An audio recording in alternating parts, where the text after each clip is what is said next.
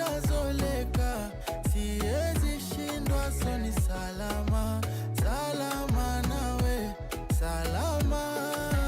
Yawa angomi jara, hera olokorea chaya, a baby na sina ubaya, mel koda mogi kapo kisimo taya. Angomi jara, hera olokorea chaya, a baby na sina ubaya, mel koda mogi kapo kisimo taya. Kirisim na taya, kirisim na taya, oh kirisim na taya, a bebo kirisim na taya.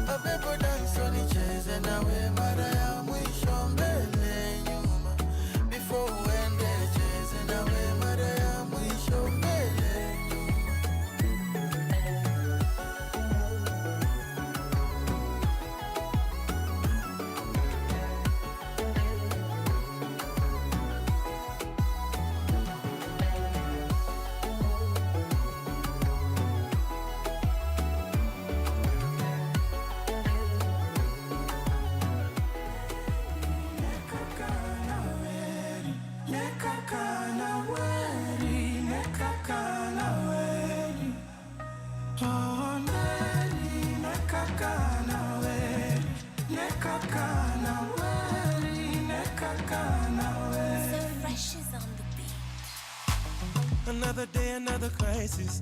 Keyboard warrior still typing. Minilaba siku hizi spendi fighting. Na maheta hawawezi ntoa timing. Na hata wakinita guide, I know my baby will be by me. Na wakiniseti kwa IG, dawa ya watiaji huwanga silence. Niko sherehe mina vibe, nanyi munani analyze. Who I wonder why, me I'm just tryna catch a wine. We shughulika na your life. Niko sherehe mina vibe, nanyi munani analyze. Who I wonder why, I'm just tryna catch a wine. We shughulika na your life. Cheki zangu zime nice. Don't you disrespect my lover. Sina noma my guy. Tonight I don't want no drama. Sina noma my guy. Chaber dongingero anahero gasianda. Sina noma my guy. Leo ni party hadi mchana. Sina noma my guy. Sherehe na piganga na kikosi, kwa mfuko pesa haikosi. Mademu wananitanga kiongozi, vile mimi hutesanga Nairobi. Sele zimeripoti, chini tuko kwa magoti. Aki wewe usinirekodi, kesho nipate mmesha niposti.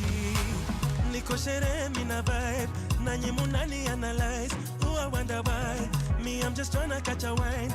We shughulika na your life. Niko sherehe mina vibe, nanyi munani analyze. Ooh, I wonder why, I'm just tryna catch a wine. We shughulika na your life. Cheki zangu zime nice. Don't you disrespect my lover. Sina noma my guy. Tonight I don't want no drama. Sina noma my guy. Chaber dongingero anahero gasianda. Sina noma my guy. Leo ni party hadi mchana. Sina noma my guy. Sina noma. Sina noma my guy. Sina noma. Sina noma my guy. Sina noma my guy. Chaper dongingero anahero gasianda. Sina noma my guy. Nekakana weri, nekakana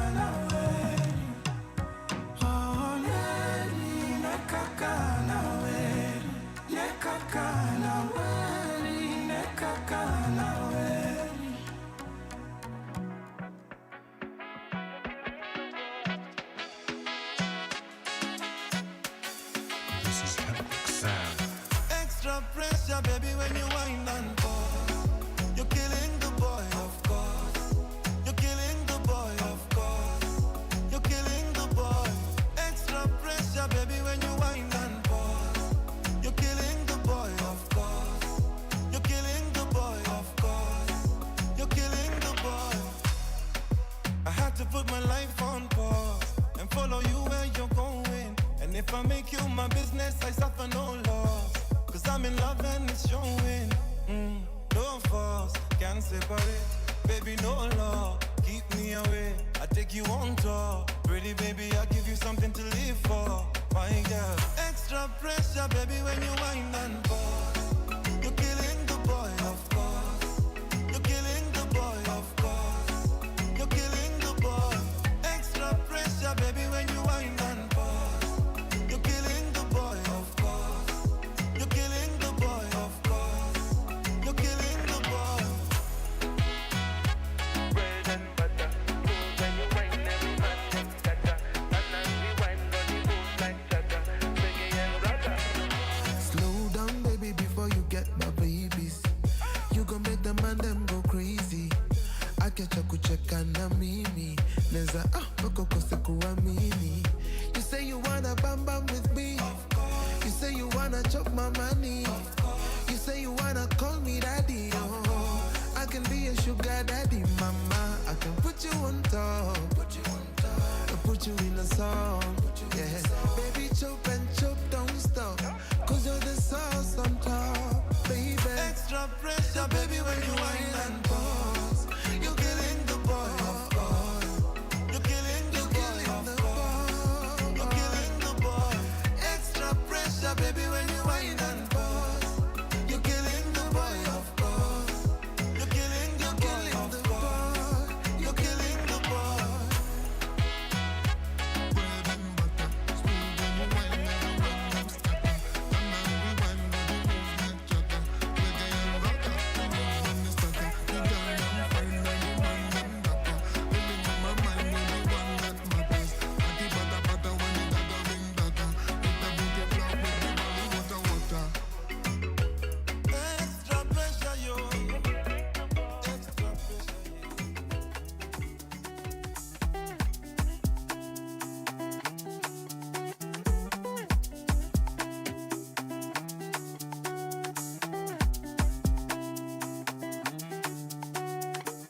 With my right hand on the Bible, I question my own damn survival. How did I get here? Every night I have a bottle. How did I get here? It's a bitter pill to swallow. Don't you give up on me, baby, oh baby, yeah. Usimupe mwingine moyo, mama. I'll be the one you need, baby, oh baby, yeah. Usimupe mwingine moyo, mama.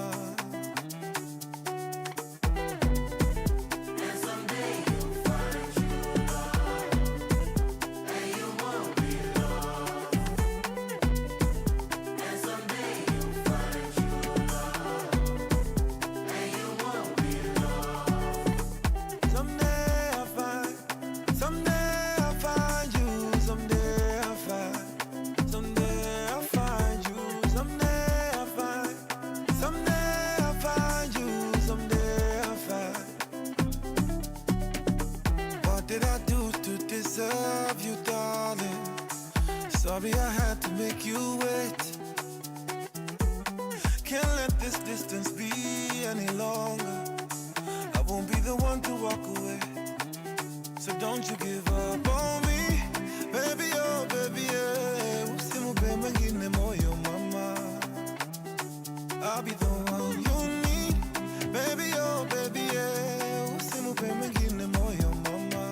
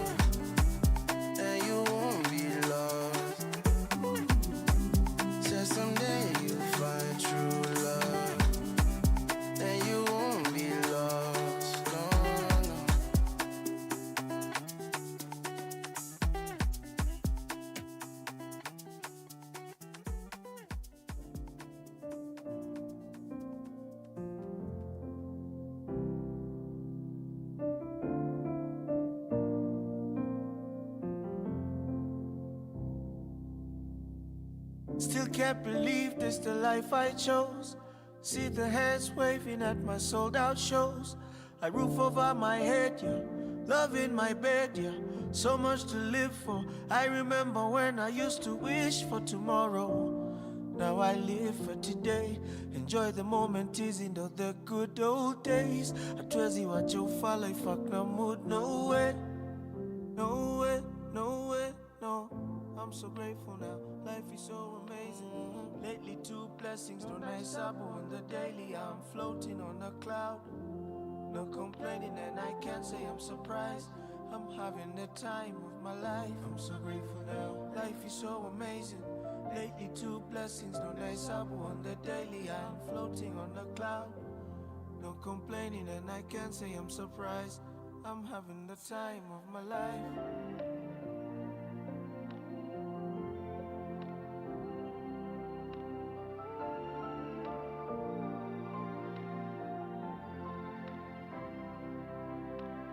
Lately I've been grinding, I'm doing too much. But me fika, life in me jeep, I'm in the air too much. I'm buying freedom from my family, don't see them enough. You know I never fumble the bag, I've been through too much. Kwacha legacy ya royalty. Kujulikana toka mtani hadi overseas. Toe to toe, know I'm the greatest, speaking truthfully. Nani komboka, so you never catch me on my knees. And lately I've been praying, and songs I'm singing. Constellations of the stars say I'm the greatest. Taking it higher through the wire, glad we made it. You could be tired, but you never walk alone. Lately I'm so grateful now, life is so amazing. Lately two blessings, no nice abu on the daily. I'm floating on a cloud. No complaining, and I can't say I'm surprised. I'm having the time of my life. I'm so grateful now. Life is so amazing. Lately two blessings, no nice abu on the daily. I'm floating on a cloud. No complaining, and I can't say I'm surprised. I'm having the time of my life.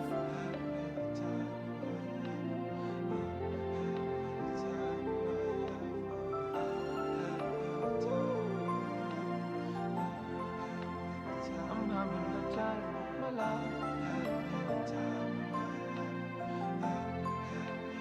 I'm having the time of my life.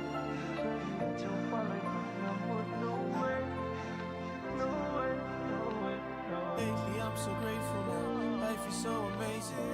Lately two blessings, no nice abu on the daily. I'm floating on a cloud. No complaining, and I can't say I'm surprised. I'm having the time of my life. I'm so grateful now. Life is so amazing. Lately two blessings, no nice abu on the daily. I'm floating on a cloud. No complaining, and I can't say I'm surprised. I'm having the time of my life.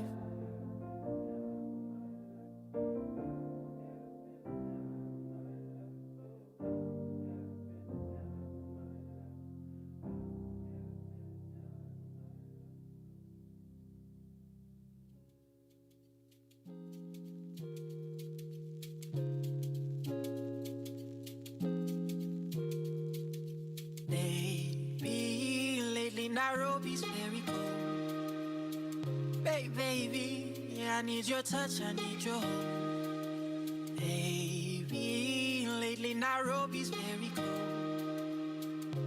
Baby, I need your touch, I need your hold. Andavasi uche Nairobi, Nairobi. Andavasi uche Nairobi, Nairobi. Andavasi uche Nairobi, Nairobi. Andavasi uche Nairobi. Usiku you come me, you gaze at the stars all alone. It's been so long. Usiku you come me, you gaze at the stars all alone. It's been too long. Usiku you come me, you gaze at the stars all alone. It's been too long. Usiku you come me, you gaze at the stars all alone. It's been too long. Ayabasi Andavasi uche Nairobi, Nairobi. Andavasi uche Nairobi, Nairobi. Andavasi uche Nairobi, Nairobi. Andavasi uche Nairobi. Hey, lately Nairobi's very cold. need your touch, I need your hold. Baby, lately Nairobi's very cold. Baby, I need your touch, I need your hold. Single, you call me, you gaze at the stars all alone. It's been so long, yeah. Single, you call me, you gaze at the stars all alone. It's been too long, yeah. Single, you call me, you gaze at the stars all alone. It's been too long. Single, you call me, you gaze at the stars all alone. Been too long. Haya basi panda basi uti Nairobi, Nairobi. Panda basi uti Nairobi, Nairobi. Panda basi uti Nairobi, Nairobi. Panda basi uti Nairobi.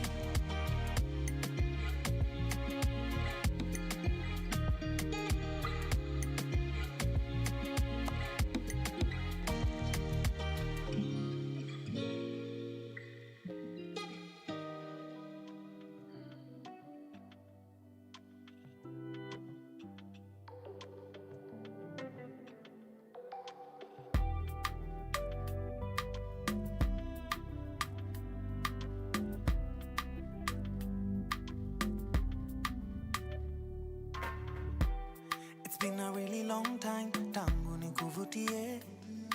I only called today, but I think about you every day. Najua nilichoma, yeah. I take the blame. Juu tangu iyo day, I've never been the same. Find me at B&D of late kila weekendi. Nimekosana na wengi, lakini sisi I'm regretting. I know you know me well, usikate juu niko mlevi. Please don't hang up on me, niache niseme ukweli. I've been upset cause no one loves me better. Hata wanipende aje, na wapenda shingo pande. I know you're upset cause no one loves you better. Hata wakupende aje, utahepa someday. I'm not stalking you, niliona umepost pictures are coast. Your new man doing the most. You seem happy, you seem so happy. Called to let you know I'm taken but available for you. Bestie, we nirudishie phone. Cause you don't understand what the hell is going on. Kilimanjaro reminds me I'm alone. Oh, I need to call her now. She needs to know what's in my heart. Oh. I've been upset cause no one loves me better. Hata wanipende aje, na wapenda shingo pande. I know you're upset cause no one loves you better. Hata wakupende aje, utahepa someday. I've been upset cause no one loves me better. Hata wanipende aje, na wapenda shingo pande. I know you're upset cause no one loves you better. Hata wakupende aje, utahepa someday. Reminds me I'm alone. Oh, I need to call her now. She needs to know what's in my heart. Oh, Kilimanjaro reminds me I'm alone. Oh, I need to call her now. Needs to know what's in my heart. Yes, so, yup, yeah. Oh, yes, perfect.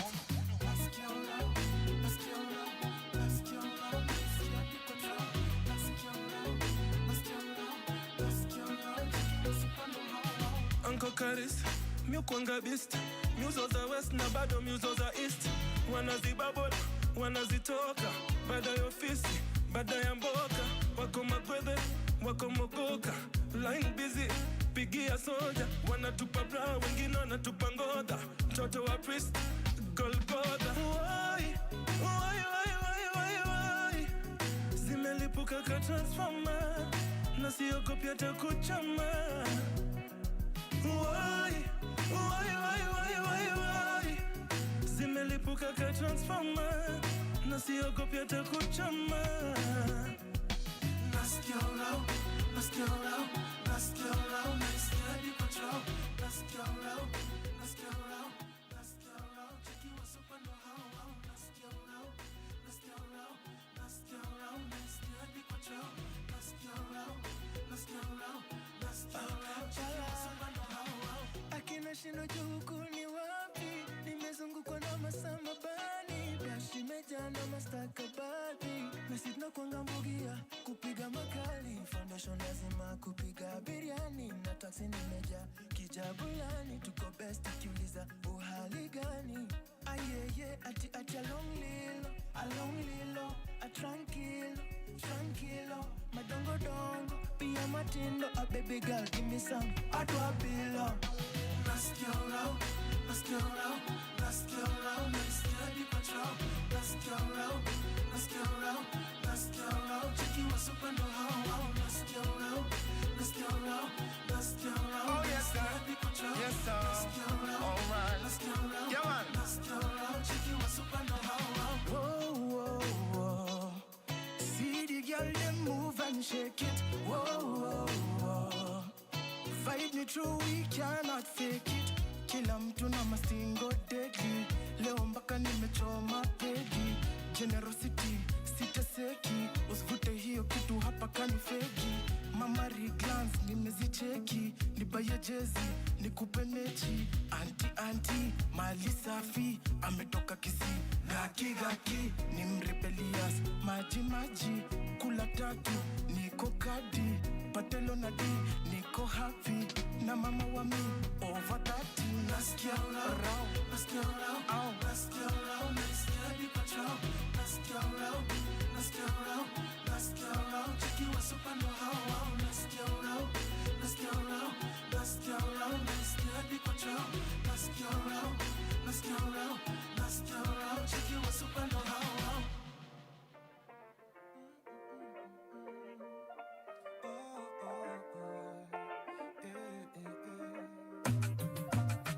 True love is giving into temptation, not too naive to understand my blessing. Celebrating how God created you. True love is staying up past midnight, late night conversating about this life, your beauty.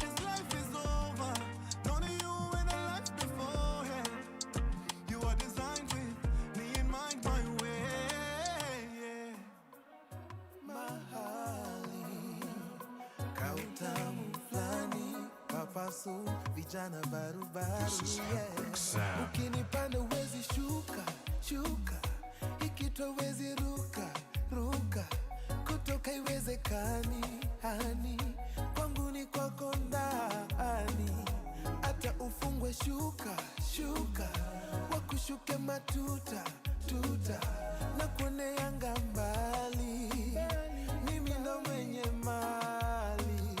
Nataka tabibu anitibu, jumwalimu hanajibu. The way you smile, you ignite my soul. Nipe your time, your body and soul. Ona majaribu ya usiku, unainama, sina nguvu, mwenzako sina hali, hali, hali. Usiende mbali, mbali. Oh.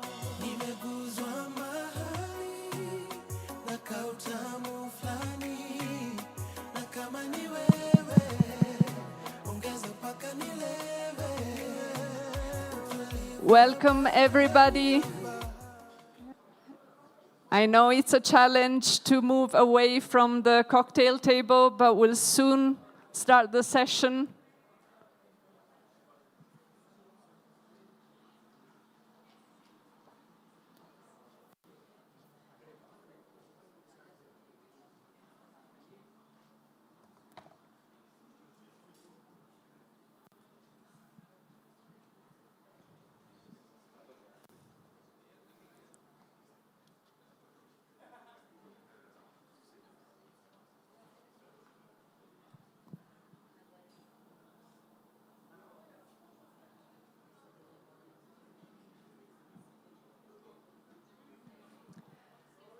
Thank you, everybody. I invite you to please join us in the room.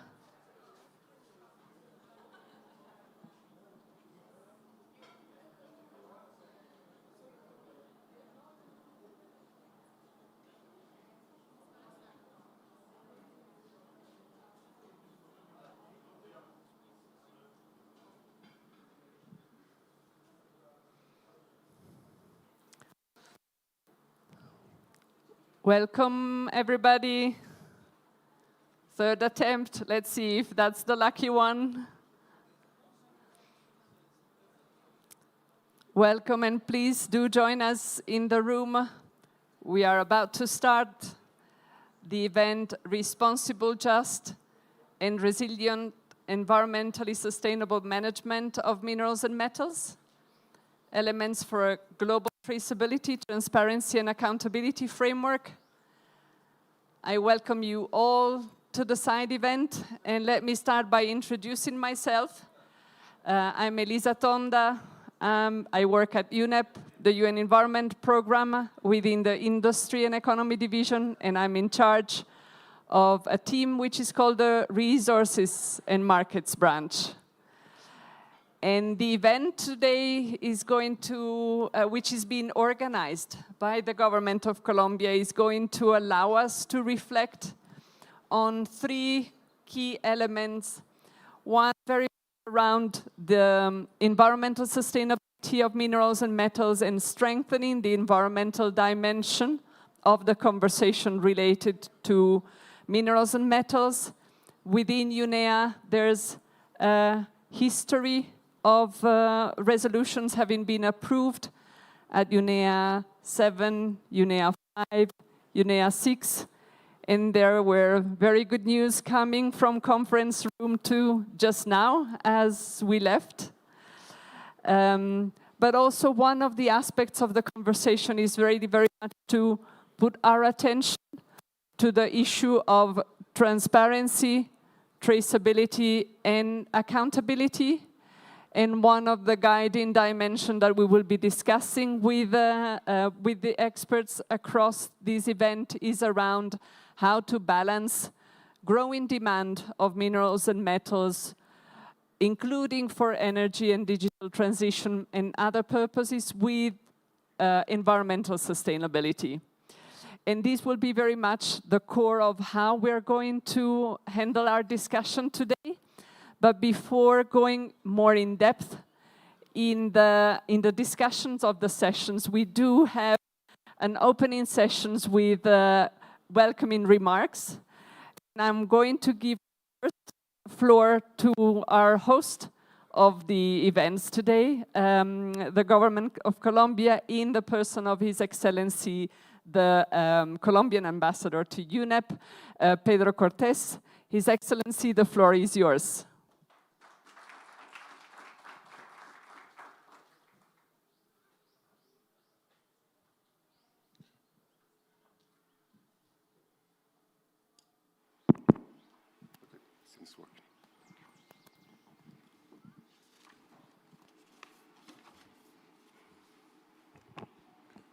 Buenas noches.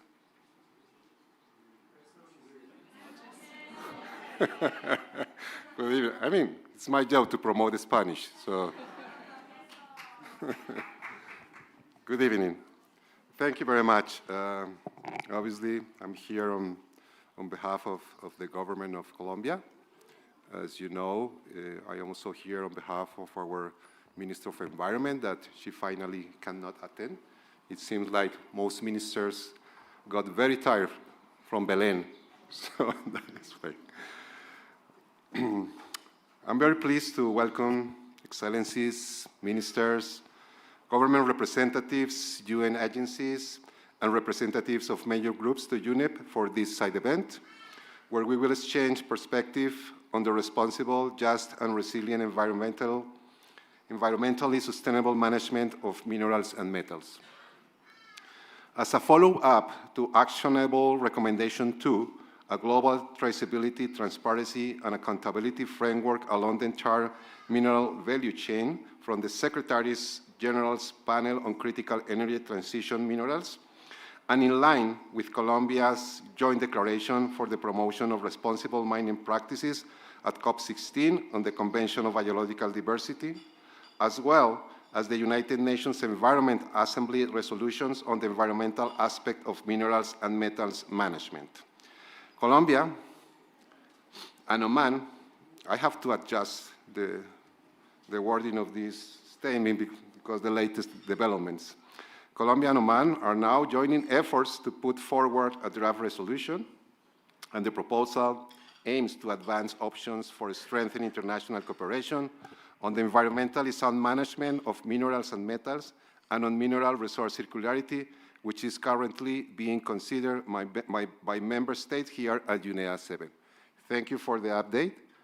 Thank you to Oman, and thank you to all of you that are here that play an important role in this, as a part of this process.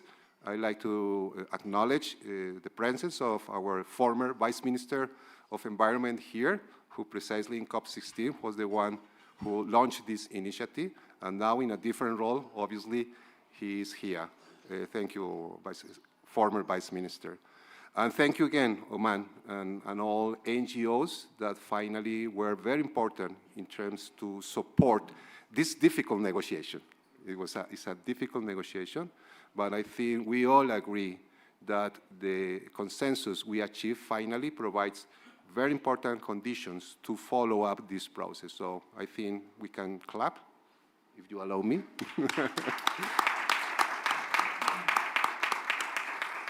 Let's wait to the gavel, but I think that we are good.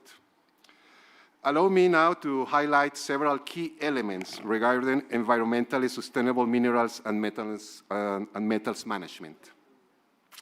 Sustainable management of minerals and metals plays a critical role in achieving the Sustainable Development Goals and other internationally agreed environmental objectives, including the shift toward sustainable consumption and production patterns. The global energy transition and the clean technologies required to meet our climate goals relies heavily on minerals and metals. Ensuring the success of the transition from fossil fuels to renewable energy sources will require enhanced, coordinated global action to promote the environmentally sound management of these resources and to prevent unintended negative impacts. The Secretary General's Panel on Critical Energy Transition Minerals identified essential considerations for designing a global traceability framework including the development of tools and guidance to support regulations, market actors, and other stakeholders. A global traceability framework can help countries identify and manage environmental and social risks, strengthen due diligence systems, and foster accountability. At the same time, promoting resource circularity can unlock major opportunities for the circular economy and the energy transition, while also mitigating environmental and social risks. While various efforts have sought to promote the environmentally sustainable management of mining through voluntary guidelines, national regulations, and industry-led initiatives, it is clear that greater international cooperation is needed at this critical moment to elevate ambition and accelerate action. My understanding is that the final title of the resolution is precisely that: enhance international cooperation. That is the most important piece in this. Such cooperation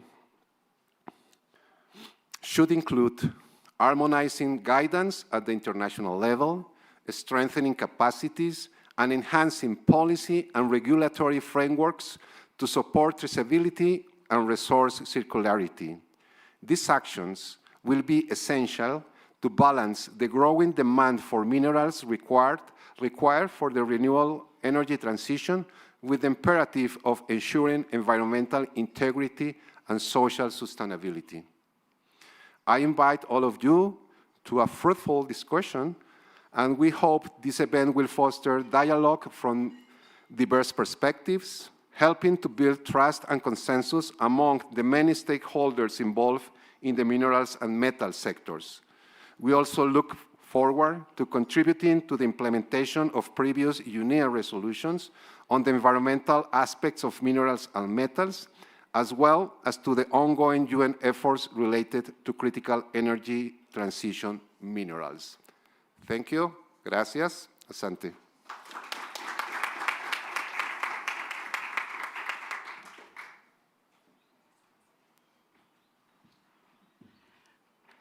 Thank you very much, Excellency, for setting the context for us. And let me hand over to Mr. Ali, who is the Director General of the Environment Authority of Oman, for opening remarks.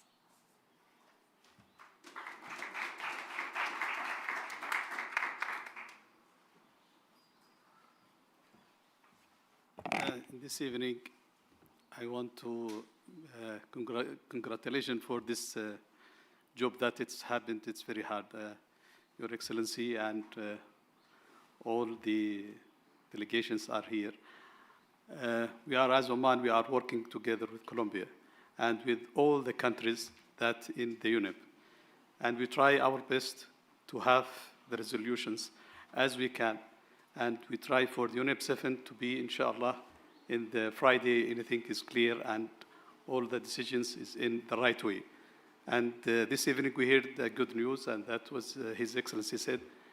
And for me, just I want to say, we are with all, and we try also to move this kind of process until to the end, inshallah. This is what I want to say, and also for the resolution, I will not talk about any resolutions or any things that in that case. I am in behalf of His Excellency, and he told me to thank Colombia and also thank all the countries and all the members of the UNEP that helping us to lead this process and try to be in the correct way. Thank you.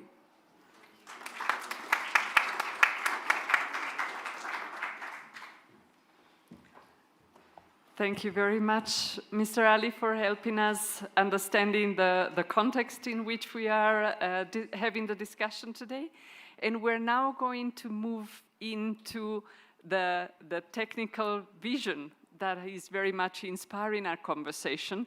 And I'm going to hand the floor to Mr. Pedro Moreno, who is the Deputy Secretary General of UNCTAD, one of our partner agencies in taking forward the agenda of minerals and metals. I'm handing you the floor. Thank you.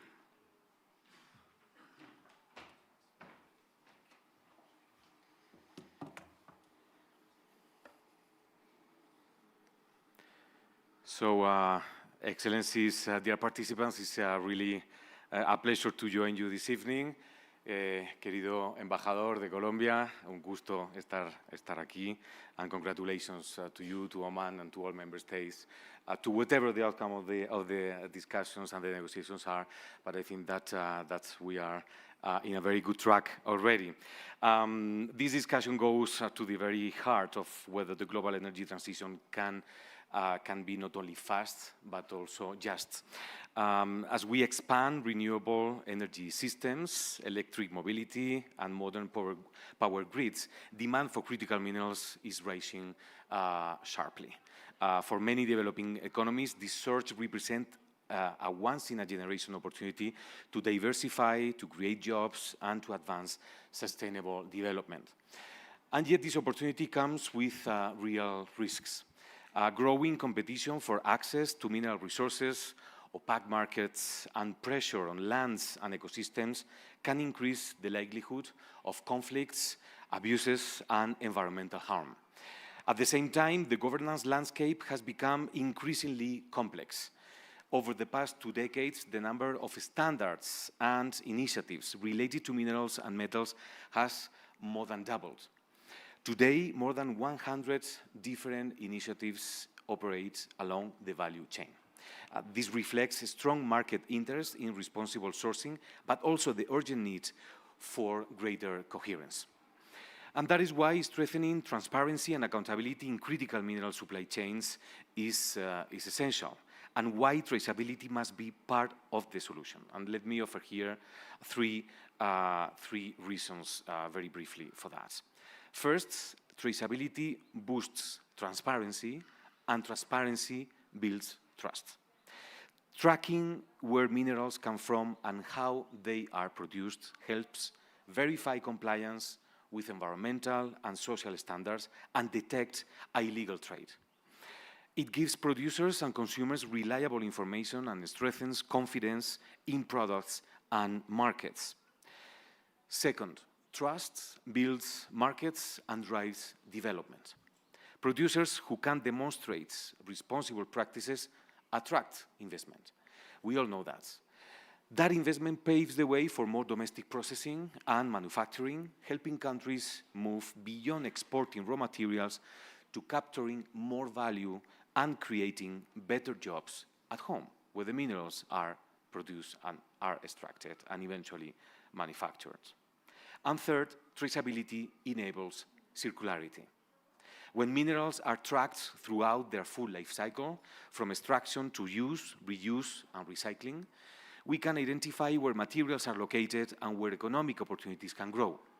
Better data sparks innovation in recycling, material efficiency, and clean technologies, reducing environmental pressure and supporting new industries and the communities.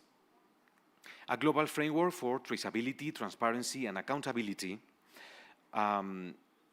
is therefore key to managing risks and unlocking diversification. This view was strongly reinforced by the UN Secretary General's panel on critical energy transition minerals that has been so much quoted today, along the day, I have to say, which called for such a framework as a core pillar of a just energy transition. The new UN Task Force on Critical Energy Transition Minerals that was actually launched this morning here in Nairobi will take this recommendation forward, and actually I'm very glad to see here some of the members of the panel that have come all the way with us up to this milestone. So thank you for being here, all the partners and all the people who have accompanied us up to today. UNCTAD actually is proud to co-chair the task force and co-lead the technical cluster precisely on traceability and transparency, building on our deep expertise in commodities, value chains, and trade policy.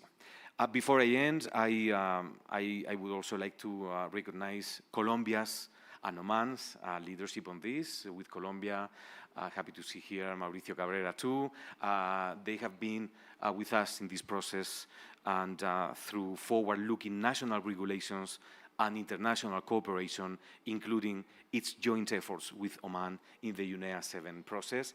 Colombia has helped shift the global conversation from principles to practical action. And in the UN, we know how difficult it is to shape a global conversation towards one direction. So thank you for that and for this steady support. These steps are helping establish a framework that is inclusive, that is science-based, and aligned with the needs and capacities of developing countries, which is, at the end of the day, our main focus here.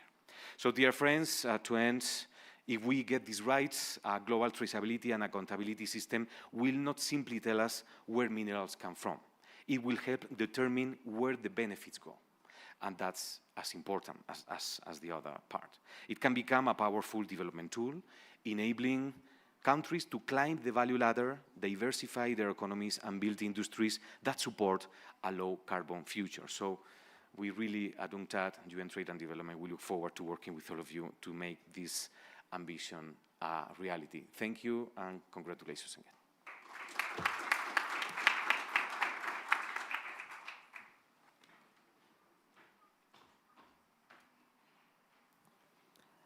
Thank you very much for this opening reflection and for reminding us that today is a very special day in the life of the work of the UN Secretary General panel as well, because earlier today we have been able to really start engaging and start a conversation with both those that supported us so far, but also opening the door to everybody who will be working with us in taking the implementation forward. And we're now going to move into another dynamics of our session where we will be able to be in conversation with some of the government representatives that are here with us today.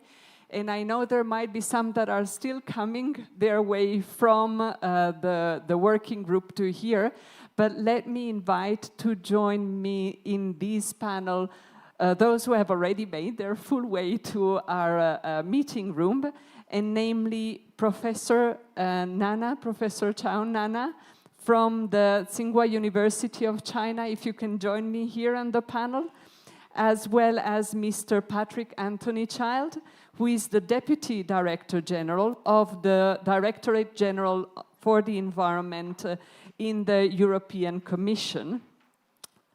And please, I welcome you both to the panel, and I hope you should have a microphone where you're sitting. That's the case. So let us start us off with a first question in our conversation, which very much speaks to how do you see governments balance some of the points that were raised in the earlier intervention, points around a growing demand of critical energy transition minerals because of the energy transition, because of the digital transition, with environmental and social sustainability. Professor Nana, may I start with you, with your reflections? Thank you. Thank you, moderator. And nice to attend this side event. And thank you for Columbia invitation for me to come here. I'm Nana from the Tsinghua University. And actually, I'm also a member to the Chinese delegation to many chemical and waste, also plastic negotiation. I'm a negotiator supporting the Chinese delegation. So that's why I'm here. And for your questions, I think for me, I will reply from the three aspects. The first is that we are today are all discuss about the renewable energy. Actually, I think the renewable energy itself is a very vital pillar to achieve the environmental and social sustainability. Compared with the traditional fuel, such as coal-fired power generation, the renewable energy, like the solar and wind power, discharge very few greenhouse gases and air pollutions. And China, actually, we are a very large, the largest investor in the energy transition, account for nearly 1/3 of the global total.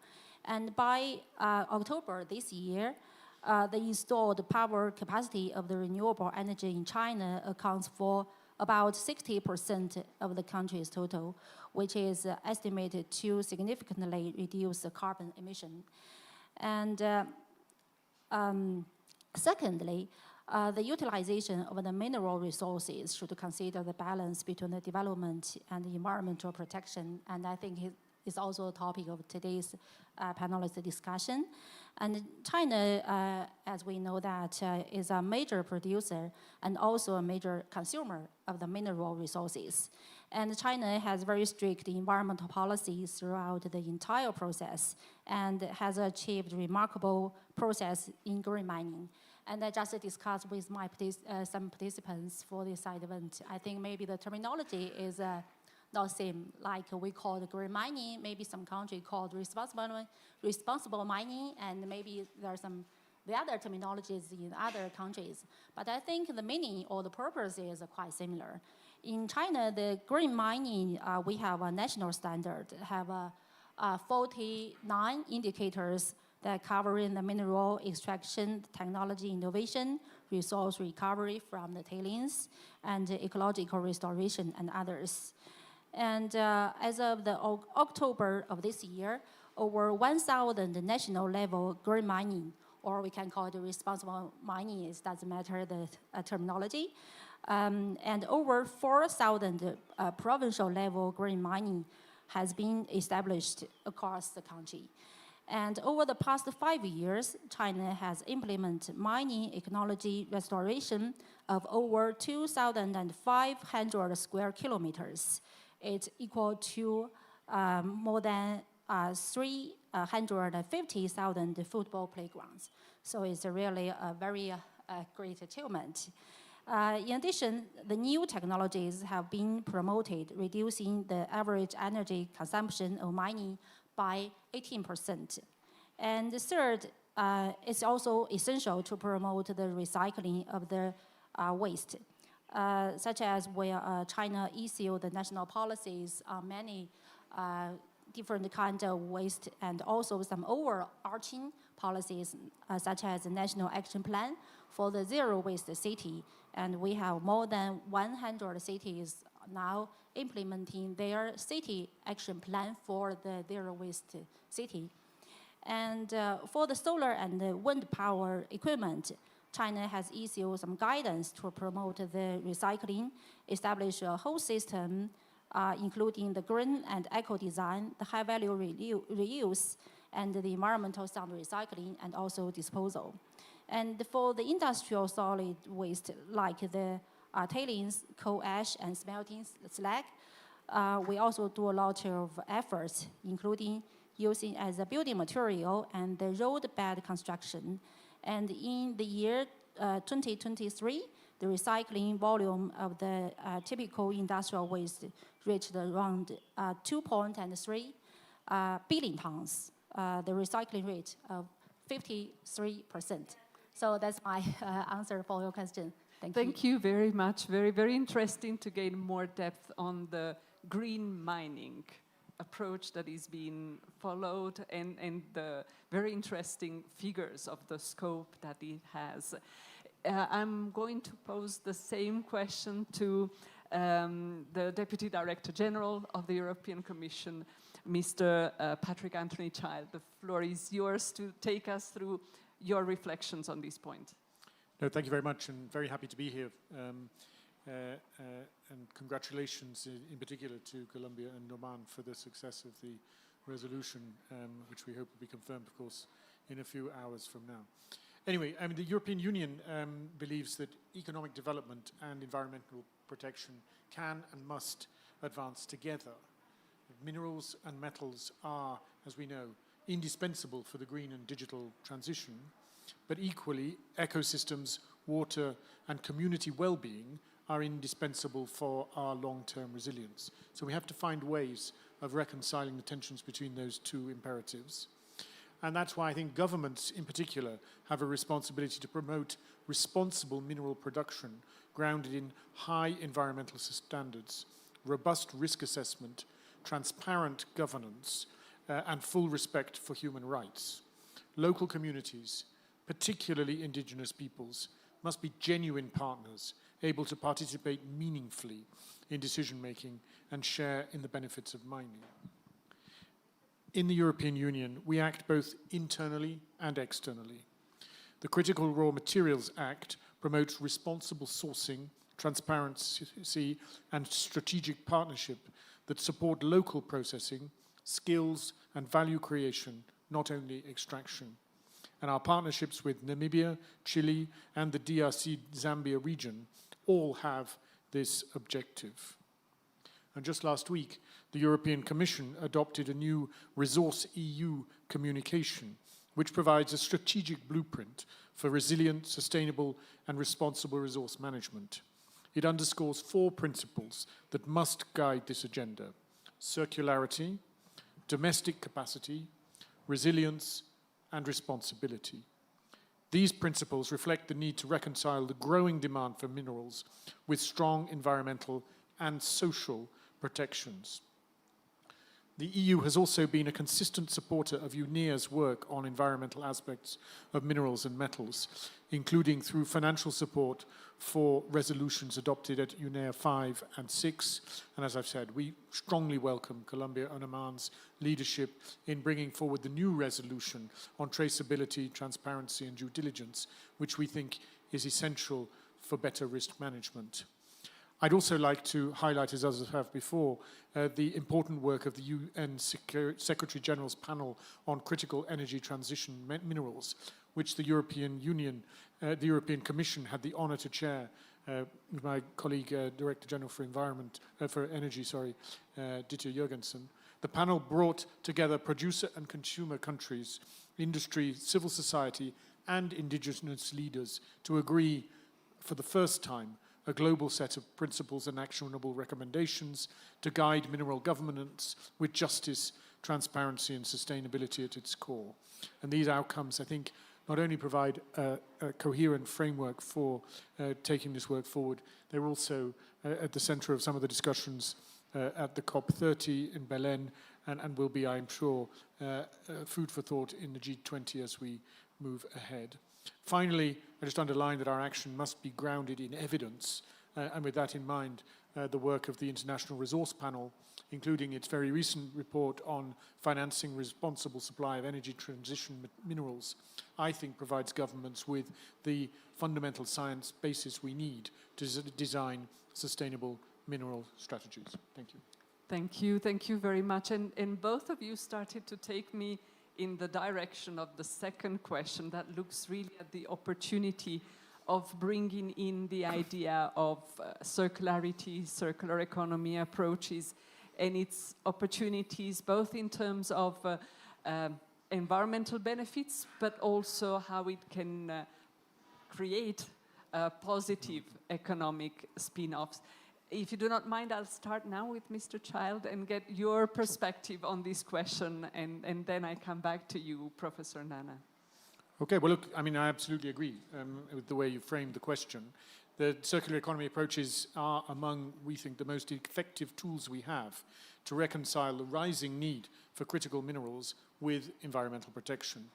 Circularity means using materials more efficiently, keeping them in the economy for longer, and ultimately doing more with fewer natural resources. And this reduces pressure on ecosystems, lowers climate and biodiversity impacts, limits waste generation, and strengthens the resilience of supply chains, especially for countries heavily relying on imported minerals. Circularity is not, of course, only about better waste management, although safe handling and recycling of extractive waste are vital. Equally important is acting upstream, designing products that require fewer materials, last longer, and are easier to repair, and can be recycled into high-quality secondary raw materials. And that's really where these economic opportunities that you're highlighting, I think, are most evident, and where also with the new initiatives that the European Commission is preparing for a future Circular Economy Act next year, we're really trying to build this link between the environment, sustainability, circularity agenda and our competitiveness and economic opportunities that we see coming out of the the circular economy. And I think there's already, a strong foundation in different aspects of EU legislation which illustrate what I'm saying. Under the Critical Raw Materials Act that I mentioned, we set recycling benchmarks, stimulate innovation in materials substitution, and promote diversification of supply sources, again, to try and generate new economic models and opportunities. Through our eco-design for sustainable products regulation and our batteries regulation and rules on e-waste, we integrate requirements on durability, repairability, recyclability, and recycled content directly into product design.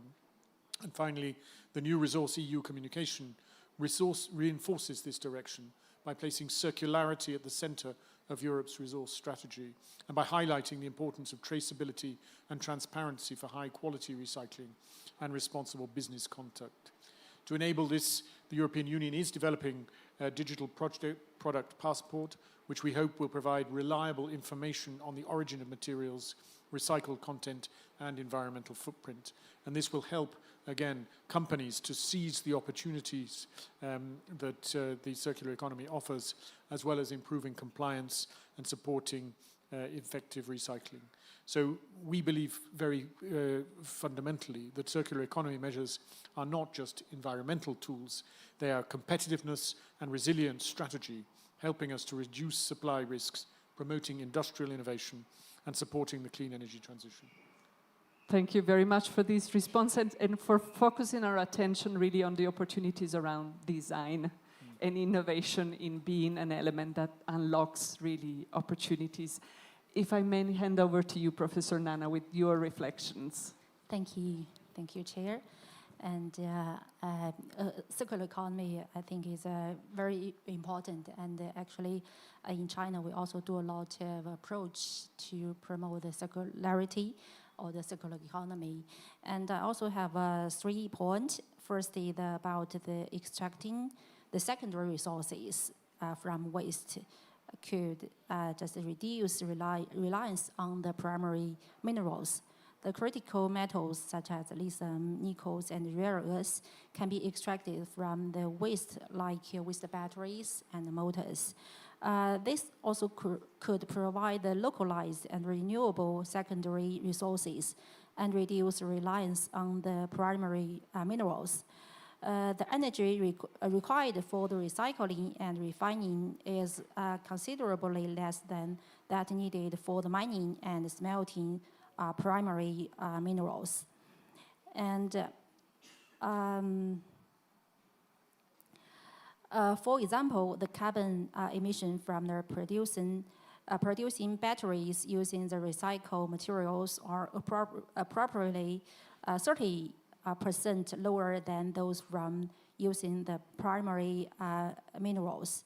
Additionally, recycling secondary resources from waste is generally predictable since both the consumption and the recycling volume can be estimated. It's not like the primary mineral supply is always a change and some risks for the supply. And by the end of June of this year, quantity of the new energy vehicle in China has reached 37 million, and the recycling mode involving the automobile manufacturers, the battery producers, and recycling enterprises has been established, featured over 10,000 recycling service outlets and recycling capacity of 2.3 million tons per year. And second, the cascaded reuse could extend the product life and reduce the resource consumption. In the power battery sector, which the critical minerals are most concentrated, China primarily follows the principle of the cascaded reuse followed by the recycling.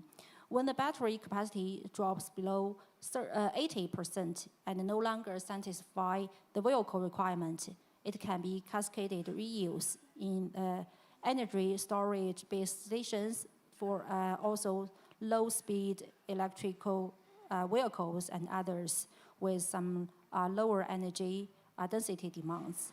And this could extend the total service life of batteries for 5 to 10 years. So the third, the material substitution and product eco-design also could reshape demand. With the goal of lightweight, easy dismantling and easy transportation, the government guides the manufacturing enterprise to adapt the green and eco-design during the product design stage.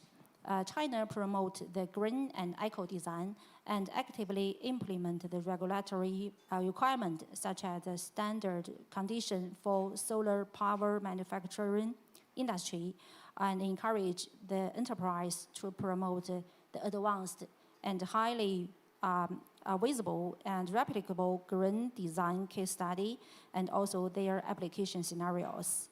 Also, the government continually cultivate the green design demonstrating enterprise and encourage the manufacturer enterprise to prioritize the use of recycled material in the product design while ensure the product quality and the performance, just as the Deputy Director mentioned that also EU have some recycled material requirement, and in China we also encourage the producer to use recycled material in the product. Thank you. Thank you. Thank you very much for really opening for us the spectrum of opportunities around circularity for critical energy transition minerals. I do thank you very much for your intervention, and please let us thank with a round of applause the two speakers for this session.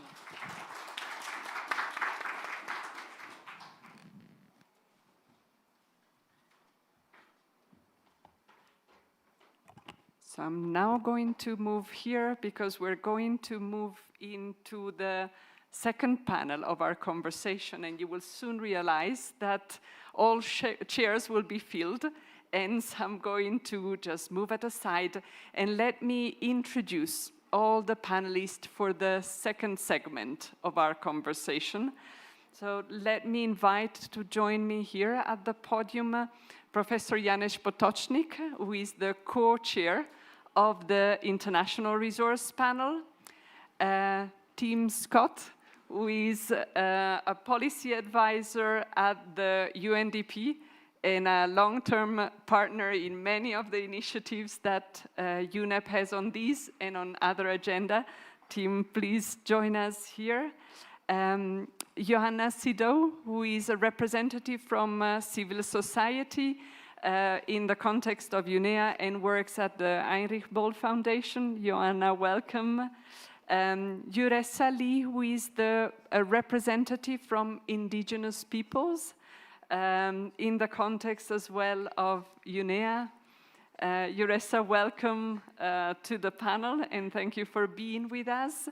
And last but not least, Cohen Lee, who is the thematic focal point of green economy and resources in the youth group and has been actually a colleague at UNEP for a very long time. Cohen, welcome to the panel and to this conversation. And we're going to go a little bit more in depth in some of the issues that were raised earlier in our conversation. And Janusz, I'm going to start with a question to you on all the work that the International Resource Panel has been developing on this subject, on looking really at the opportunities that were raised also in the earlier conversation around balancing a growing demand on minerals. Super, thank you. On minerals and balancing these with environmental and social considerations. And also the panel has been having quite a number of discussions reflected in some of its work around the governance of resources. So Janusz, the floor is yours to bring in the room the perspective of the International Resource Panel.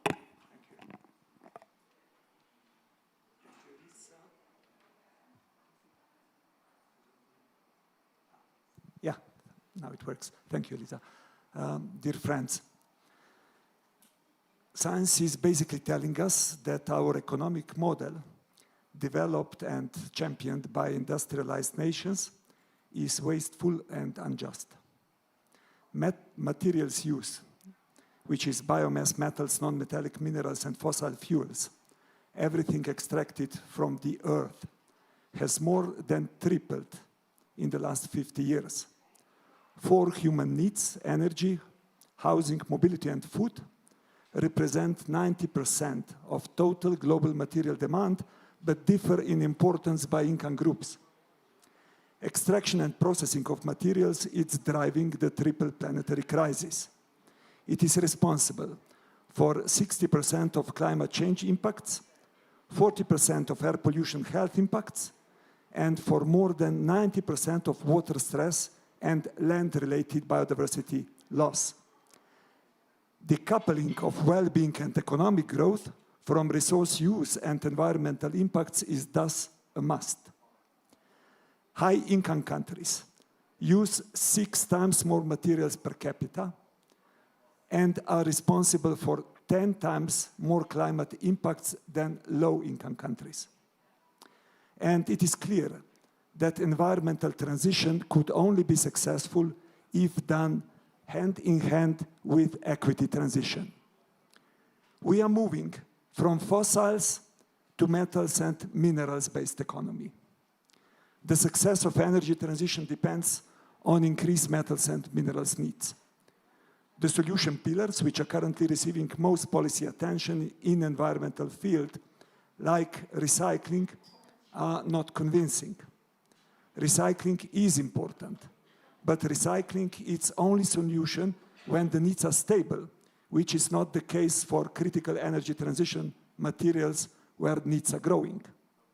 Such solutions, therefore, should be complemented by using circular economy options, as underlined by European colleague, and in the first place by optimizing the current delivery of human needs in the most energy and material intensive systems. In short, we must fix first the unsustainable baseline.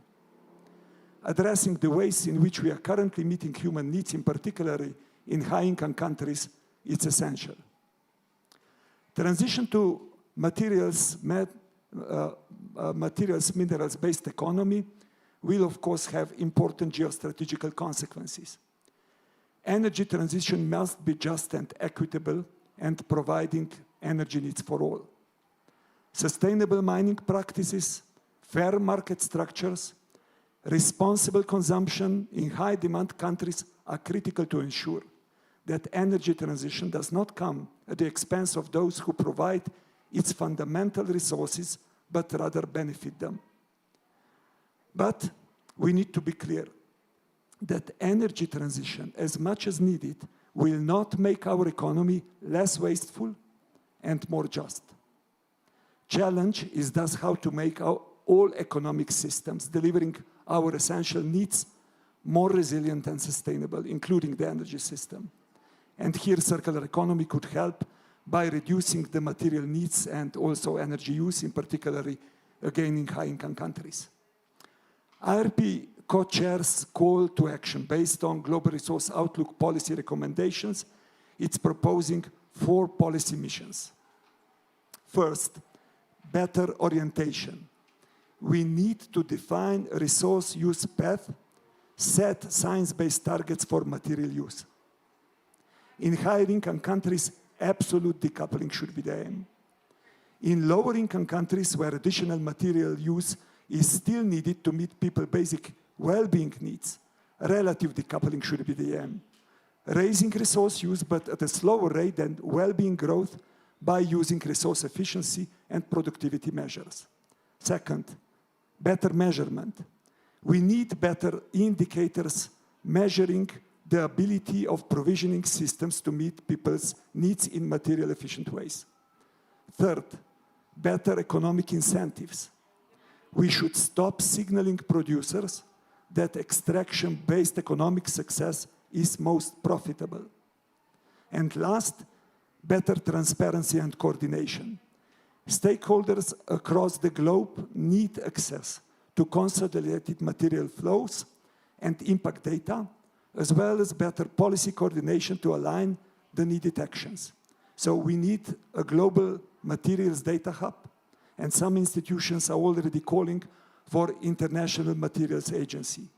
Greater international cooperation, as mentioned by Honorable Colombian colleague, it's a must. To conclude, even if you talk only about transition of minerals challenges and solutions, it is important to do that in the context of all material use and impacts. The task is to make our society and economy more resilient and sustainable. Energy transition is necessary, but it needs to be coupled with circular economy solutions, decarbonization with dematerialization policies. This would not only lead to a more sustainable future inside planetary boundaries, but it would also make energy transition easier, fight against all environmental challenges more effective, and essentially create a space for lower income countries to meet their essential human needs. Dear friends, we are indebting future generations financially by depleting the nature and by using our natural resources unresponsibly. This is simply wrong. Apparently, we humans are the most intelligent species on this beautiful planet. It is high time to prove it. More than economic or technological choice, this is actually ethical choice. Thank you.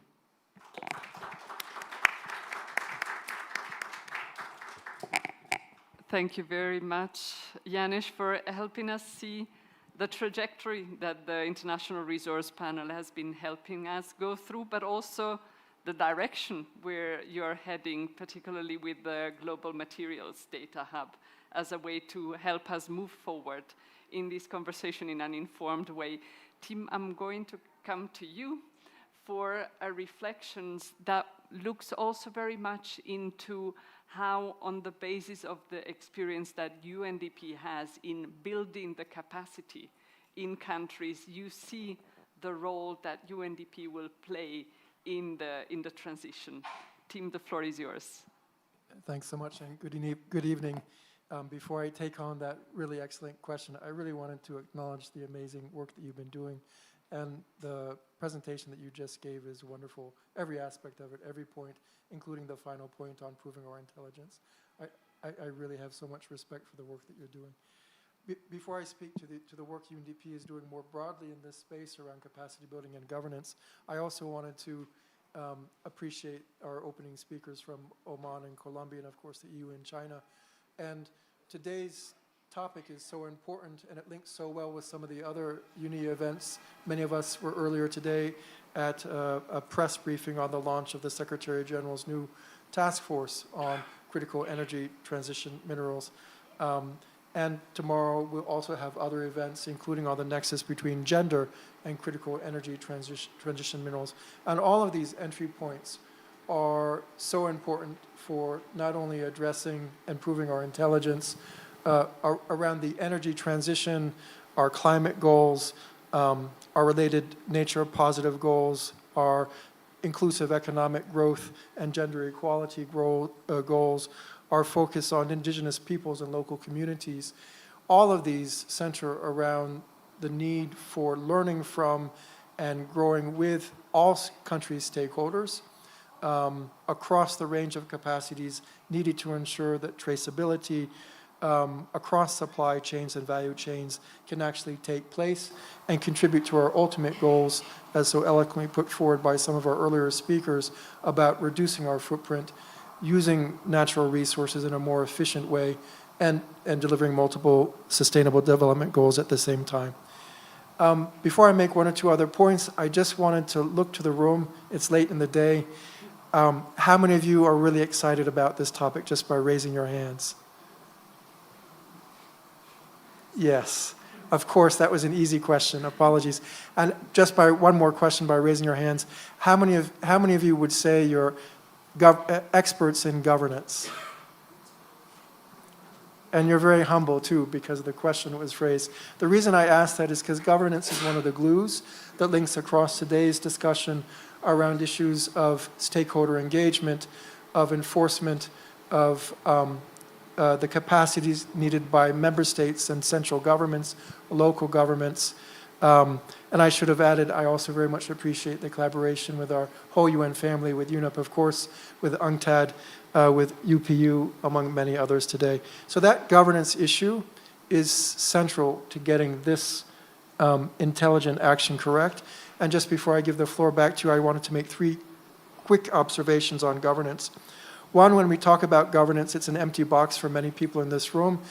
Simply put, it's all the institutions, systems, procedures, and policies, incentives, market-based and public policy-based, that are essential to taking a great idea, a great initiative, a great resolution, and making it deliver on its results. That's the simplest definition. Second, governance happens at all levels, from here in beautiful Nairobi to local communities and everywhere in between. And the final point I'd like to share is that governance is central to the whole of government and whole of stakeholder approaches that not only UNDP but the whole UN system is about in advancing this issue, as well as all the other global environmental goals that we need are so important, and indeed within the broader context of the 2030 Agenda. Let me leave it there, and thank you again for this opportunity and the great question.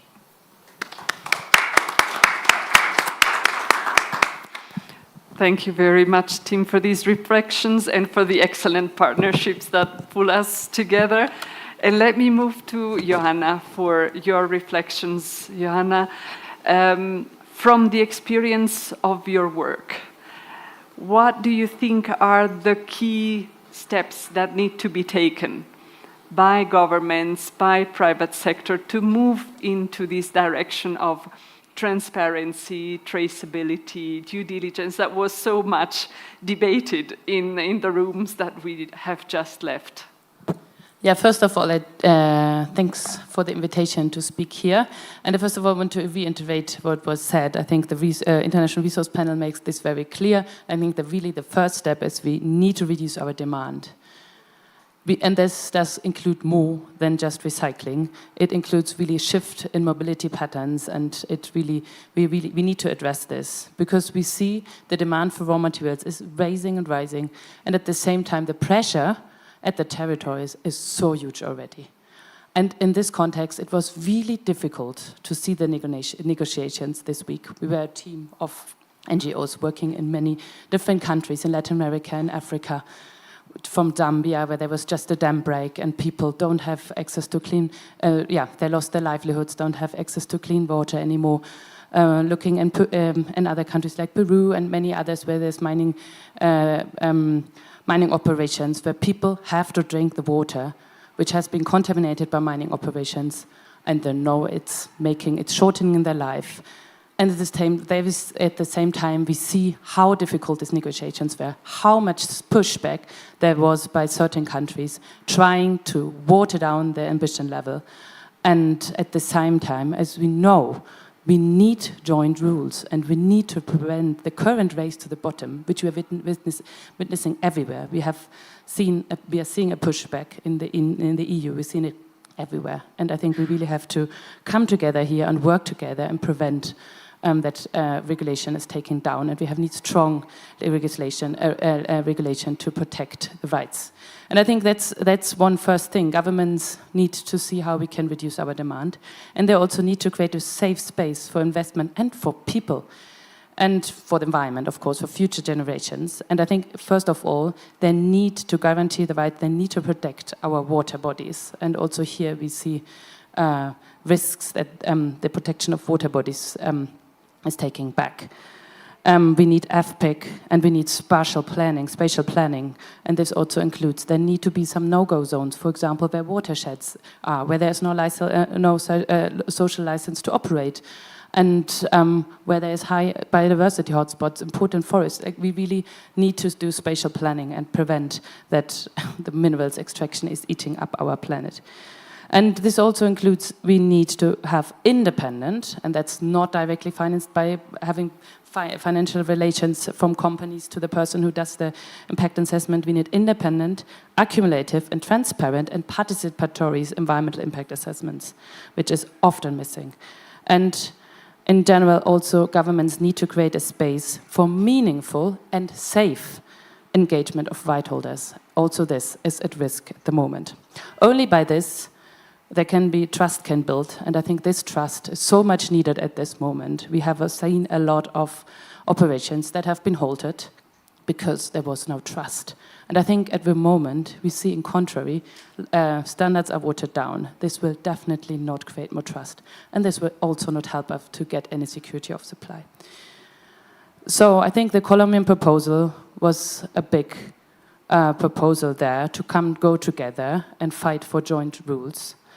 And I think now having a result that was watered down immensely and compromising on people's life there, we have to see that what we have got is implemented in a way that it also protects human rights, it protects indigenous rights, which have been these rights that have been mentioned so little in this context here now, and that also protect the planet for our future generations. Because I think at the moment, not many people, not many governments or responsible seem to realize how important, how short-sighted it is as well to only focus now on quick investment and quick access to minerals. There's a new study from UNEP highlighting, they've assessed more than 200 companies, highlighting that regulation, supply chain regulation and standards actually increases the financial wins. So also from this, even from an economic perspective, it does not make sense to water down. And as I said before, if people don't see their rights protected, they won't agree to more operations and any operations to continue. And then coming to companies, I think also companies need to provide independent, and that means they don't influence and they don't directly finance impact assessments. There needs to be a fund, which is commonly managed, to finance impact assessments. These impact assessments have to be accumulative, because often a lot of water is already taken for a different operation, and then you really need to assess what other operations nearby already have impacted. So we need accumulative, transparent, and participatory environmental and social impact assessment.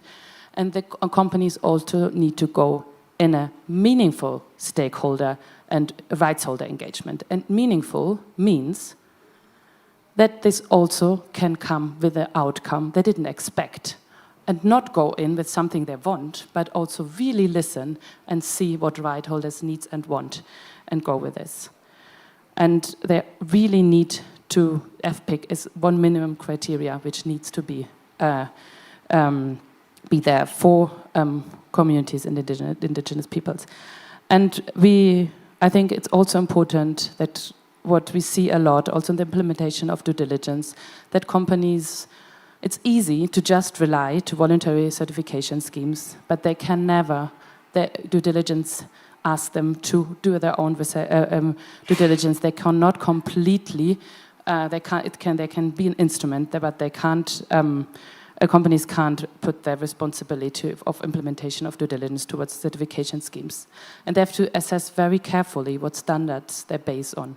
We see, for example, with WORI, that a consolidated mining standards initiative, that many see not to build any trust with local communities and does not guarantee the rights of indigenous communities, for example. And I think in this context, it's so key we have regulation that guarantees the rights of people and our environment. And I think in this context, it's also important to see governments, we see there have been binding due diligence regulations being implemented, following on the UN Guiding Principles on Business and Human Rights. And often the standards here in this space, I've seen that some see this as contradicting the sovereignty. And I think if we look at what due diligence actually is, it has been a business standard, something that has been developed by businesses, which is now also looking at human rights, environmental impacts. It's a process standard, and it also puts across the responsibility to consuming countries and not only lets it all with the producing countries. And this can also include, for example, that company buying minerals invests in better technology at the place of extraction. So I think it's really key to look at it, what it really is, and that we can share responsibility. Yeah, so coming to an end. I think we really need to tackle the challenge of water. It's so key, mining waste and tailings. And yeah, the Colombian resolution provides some entry points there, but we really have to make sure that we have an ambitious implementation and we take it ahead from there and look really how we can work together to fight, to see how we can protect the rights of people and our planet. Thank you.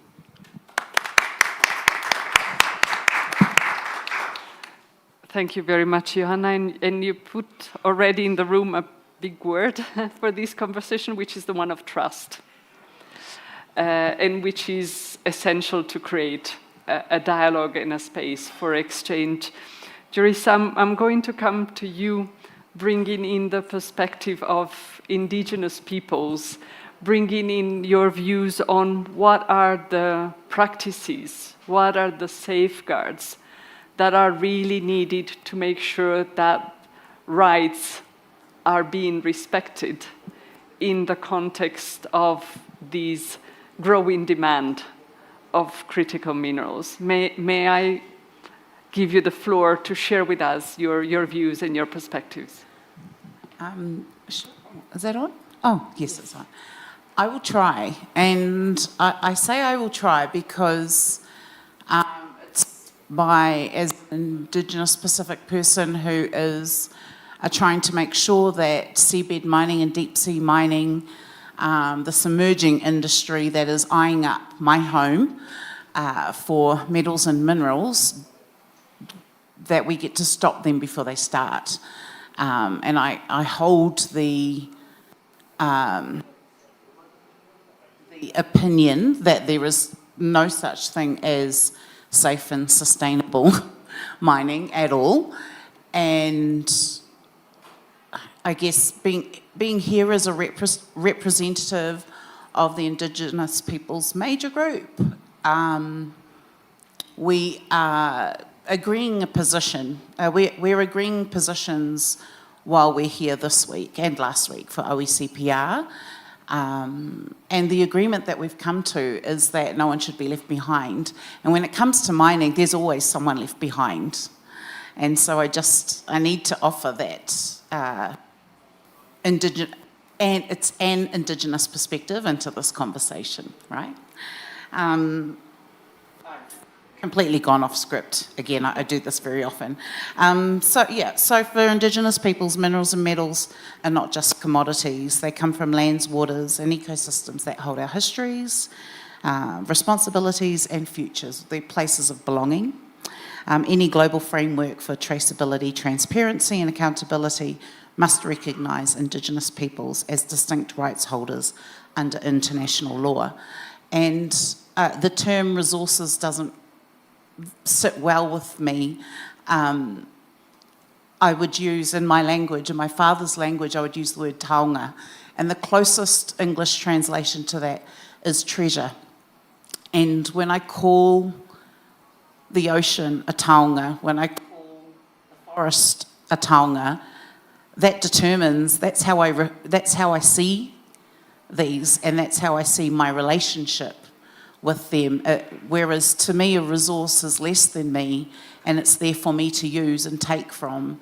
And the ocean and the land and the forest that's not my relationship with them. It's a relationship of reciprocity. And so acknowledging that all human life has an impact on the environment, seeing it that way and honouring that relationship in a reciprocal way means that I'm always aware that I have an impact and that I am being purposeful and careful in the way that I do that. That doesn't always happen because we don't live in a world that makes that easy for me to do.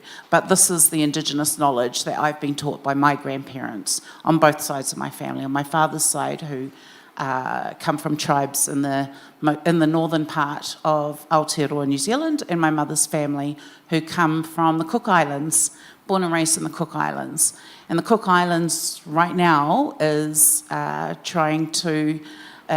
is in an exploration period.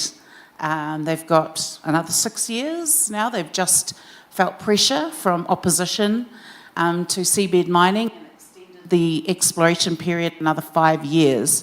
It's not enough, of course, but this decision by the Cook Islands government has come because there is an Indigenous movement on the ground who is insisting that the ocean, their marae moana, be recognised as a taonga, as a living relative, and that we need to take real precaution in deciding whether or not we should proceed with that. Yes, I have not said a single thing written on my phone. So, you know, I wanted to bring some of my colleagues' thoughts into this, so I've grabbed some words from them, and they've reminded me they come from territories that have been heavily mined, and they've given me this to read. Indigenous peoples' lands, waters and territories hold critical ecosystems to healthy communities and a healthy planet, yet they also host 54% of all global mining projects. This means their communities carry a disproportionate burden of extraction, loss of land and cultural sites, contamination of waters, disruption of their food systems, sovereign food systems, and long-term harm to the ecosystems that sustain them and their families and communities. At the same time, Indigenous peoples have utilised minerals and chemicals, ochre, flint, clay, copper, pigments, for over 40,000 years through sustainable, culturally governed practices. The knowledge systems and governance models of Indigenous peoples demonstrate that while we know all human life has an impact, as I've said, we can act in ways that are careful, purposeful, and resembles a reciprocal relationship with the natural world. Indigenous knowledge systems are essential to achieving global climate and biodiversity goals, yet they remain largely overlooked, undermined, and this week, sidelined. From an Indigenous perspective, the most essential safeguard across the minerals and metals life cycle is the full recognition of our rights as affirmed in international law, including UNDRIP and the 3 mechanisms that uphold it. Without this foundation, no amount of traceability or technical monitoring will deliver true transparency or accountability. These rights must, that's funny. These rights must be explicitly reflected in resolutions and policy frameworks, not implied or diluted. When our rights are missing from the text, the protections needed to prevent harm are missing from the system. Clear recognition in resolutions ensures that governments and companies are obligated to engage with Indigenous peoples as distinct rights holders, not stakeholders, to be informed after decisions are made. This includes FPIC, free, prior and informed consent at every stage of the minerals and metals life cycle, independent impact assessments that integrate Indigenous knowledge alongside science, monitoring and other mechanisms designed with Indigenous peoples, not for us, direct participation and benefit sharing, ensuring Indigenous peoples' communities are not bearing the costs of the so-called renewable transition. And I just want to add that as a Pacific person opposing seabed mining and deep sea mining, I've been told on a number of occasions by the mining industry that my opposition is standing in the way of saving child labour rights breaches and terrestrial mining. I've been told to my face that I am standing in the way of climate crisis mitigation, even though we as Pacific peoples have not created this crisis and have contributed less than 0.03% of greenhouse gases. So the renewable transition propaganda being pushed on us is unjust in itself. And yeah, I think as the demand for minerals grow, especially renewable energy technologies, we can't repeat the harm of like past linear extractive models. I think, you know, and my colleagues up here have said the same thing. We don't want to see us changing from one extractive linear system to another extractive linear system. We've heard circularity, circular economy talked about a lot here, and I want to remind everybody that circularity is indigenous knowledge before it earned the name circularity. When we talk about living purposefully and carefully, whatever we take from the earth is used and kept in use for as long as possible, and then we return it back to where it came from. That is the kind of indigenous knowledge systems that can help us basically get out of this mess. And yeah, not, as I said, not replacing one linear system for another. Thanks.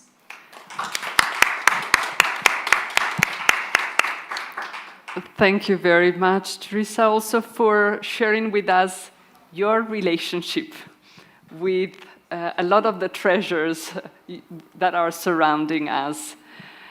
And I would want to now move to Cohen. You're going to bring into our conversation the perspective, the experience of what youth can do to help us move forward in this conversation. Cohen, the floor is yours. Thank you, Elisa, for the question and for the warm introduction. Hello, my name is Cohen.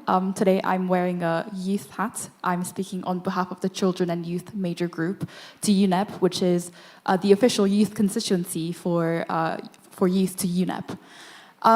Speaking about this topic is grand because minerals and metals has absolutely been our top priority since the beginning of this UNEA, and way long before this UNEA, we have had multiple consultations, meetings on this topic. And this is because we have seen how our realities and our future has been impacted by the fossil fuels-based economy. So we do not want to repeat that mistake, and we do want to create a different path forward for all of us.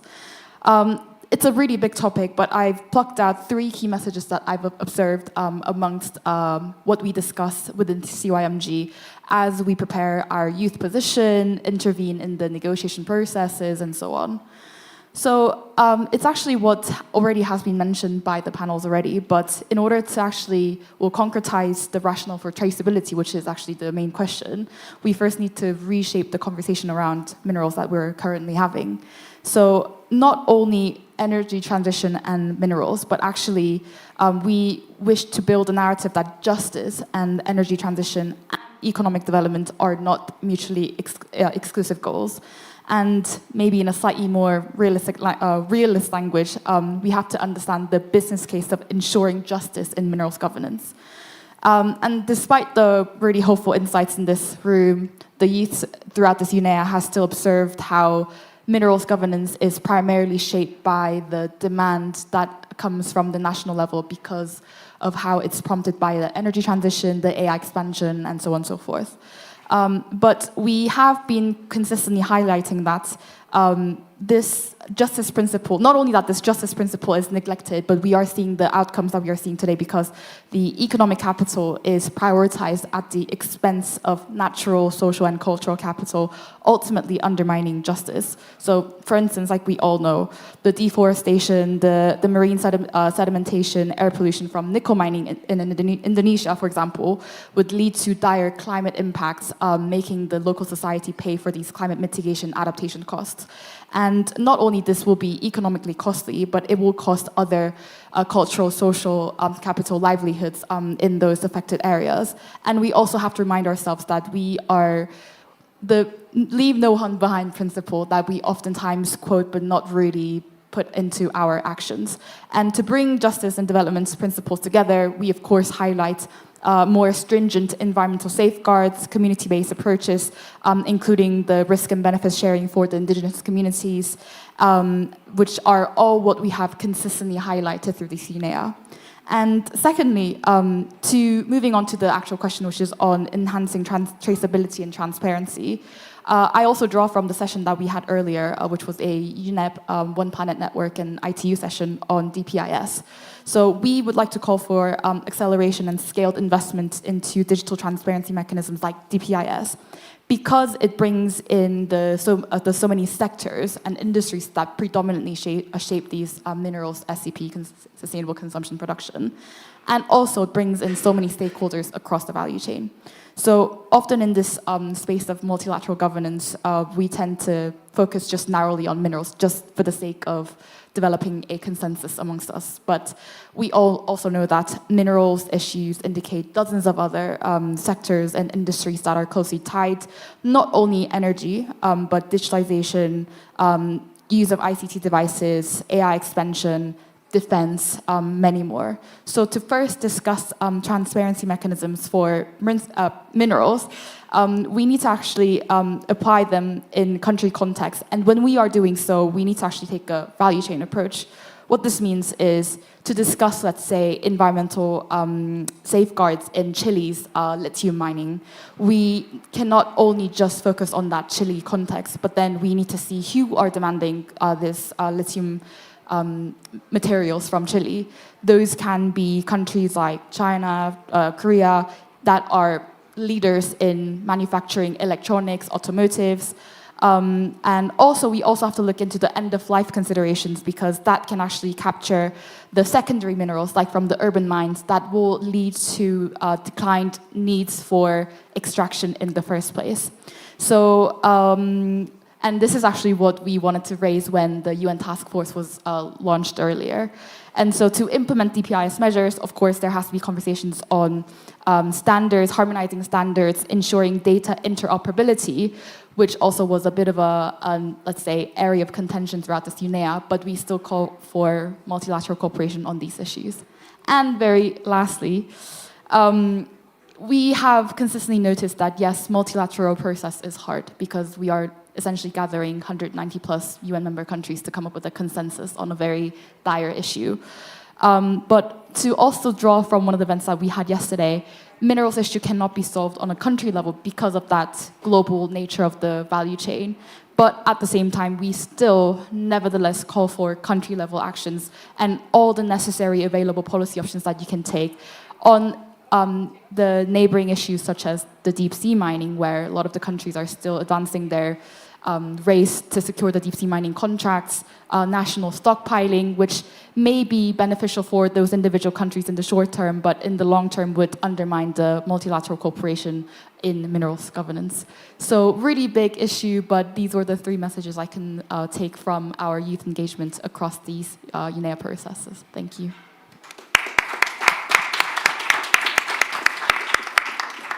Thank you very much, Koen, and your interventions gives me the opportunity of reminding how much doors are open to engage in taking forward the messages of the UN Secretary General panel to different stakeholders, as flagged in the conversation earlier today. And let me just thank all the speakers with a round of applause for having shared their insight with us.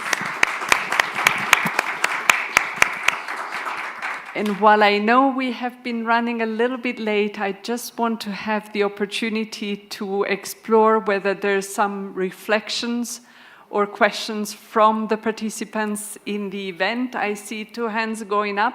I don't know if there's a microphone on the floor.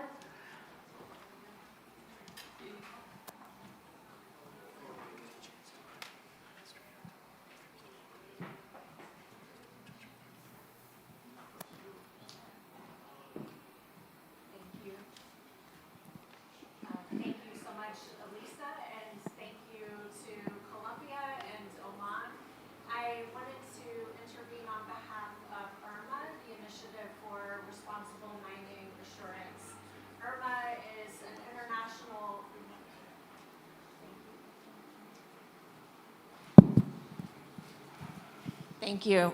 We're partners here, right? Working together. But I'm intervening on behalf of IRMA, the Initiative for Responsible Mining Assurance. IRMA is an international multi-partite organization that is equally governed by mining companies, purchasing companies, affected communities and indigenous rights holders, NGOs, labor unions, and the investor and finance sector, and we work together to make decisions on an equal footing. And some of what we've learned since we started in 2006 and launched our first standard for responsible mining in 2018, I wanted to reflect on here very briefly.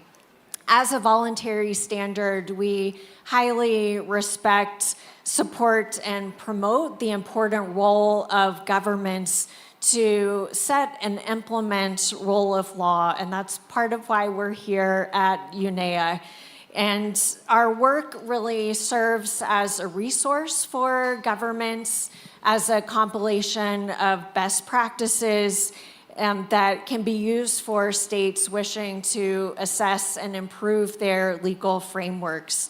We also engage with governments and across sectors to regularly update and improve our standard and system.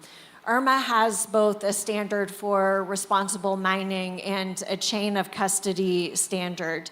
And what we're learning in our journey so far is that companies of all sizes benefit from having a roadmap to implement responsible practices. Right now, demand for responsible mining is coming from all sectors, and especially from a growing set of purchasing companies and investors calling for mining company engagement in IRMA and calling for responsible practices. Even as regulations around the world shift, responsible mining, as Joanna said, remains good for business. It's an essential strategy to reduce costly environmental and social risk. And we also hear regularly from governments that it's good as a strategy for attracting and retaining investment and making sure that projects go forward and continue. Responsible governance by both public and private actors is essential to reduce risk and protect affected communities, indigenous rights holders, and the environment on which we all depend.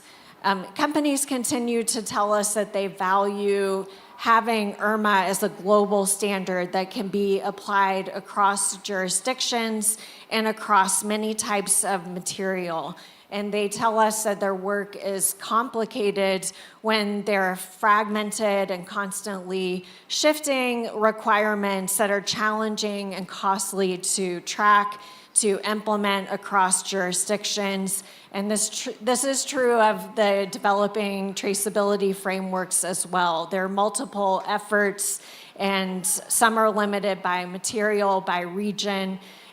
So it's really a time to avoid duplication, to promote collaboration and cohesion, and for partnerships that embrace a multi-stakeholder approach at all stages and avoid this type of fragmentation. So we're so pleased to be part of the dialogue, to see the progress that's being made at UNEA, and are open to be continuing this dialogue and serve as a resource for you.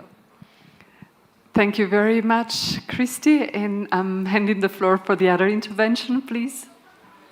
Good evening, everyone. My name is Julian Reingold. I'm a journalist from Argentina. I think I'm the only Latin American journalist covering UNEA 7. So first of all, I want to congratulate the Colombian government for the initiative of hosting this side event along with Oman. It's very encouraging to see a country from the Gulf engaging in this conversation. And I wish Argentina would be part of this conversation as well. Sadly, we are going in the complete opposite direction. I don't know if you know, but yesterday it was approved by the Assembly of the Mendoza province. You probably know of Argentina for its wine, the variety of Malbec, Well, in the wine region of Argentina, we just approved a project to extract copper with the excuse that it will create new jobs in a current economic depression, without taking into much consideration the impact that it will have on the water bodies of this region that desperately depends of the scarce water that it's available in the desert to produce wine, and it's an industry that's been there for over a century. So I just wanted to highlight and probably ask you to comment on a couple of things.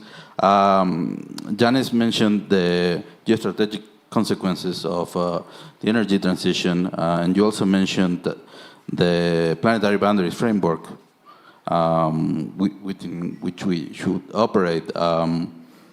And Johanna mentioned the due diligence and the need to put more pressure and avoid the pressure over the communities. And Yuri, you mentioned that regarding the deep sea mining, it should be stopped before they start mining. So I think it is a very broad topic, and despite its significance, we were not able to place the safeguards for mineral sustainable management in the COP text. So how do you see the battle ahead?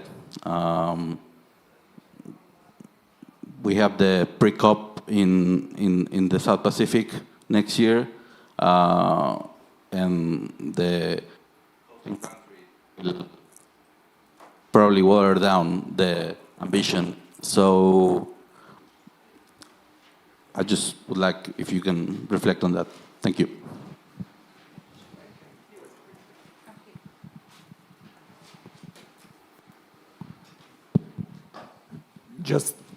Just to say that I think what is really important to see is if we look to the developments in the last 50 years, the population on the planet basically doubled, more than doubled.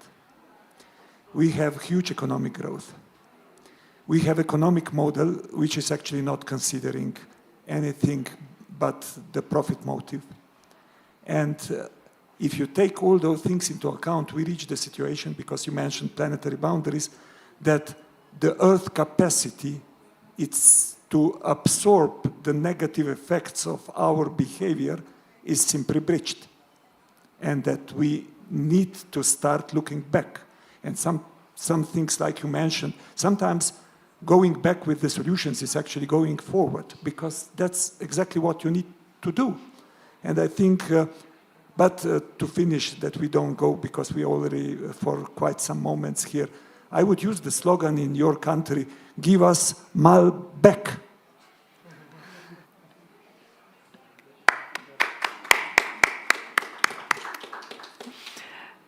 Thank you very much. Thank you to the speakers. Thanks to all of you for the endurance. Oh, there's another question. Do I still have time? Because they have been telling me already since quite a long time that I need to stop. So I would appreciate if you get close in the cocktail to the speakers and ask the questions directly. And a big thank to the organizers in the government of Colombia for bringing us all together for this very interesting discussion. And please do enjoy the cocktail outside of the meeting room.